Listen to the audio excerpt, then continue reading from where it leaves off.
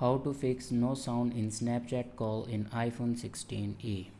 So let's start the video. First of all, if you want to fix this problem, then firstly swipe down to your control center and increase your volume, and then go back to your home screen and open settings.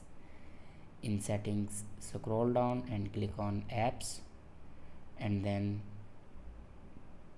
click on Snapchat. If you turn off your microphone option, then turn it on. After turning this button on, your problem will be fixed.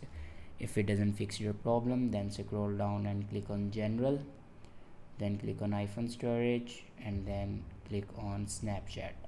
Now here you can offload your Snapchat app and reinstall it. After reinstall your Snapchat app, then go back and click on software update, and here you can check your latest version will be updated or not. If it doesn't update to latest version, then update it to latest version. After updating a latest version, your problem will be fixed. I hope this video is helpful for you. Thanks for watching.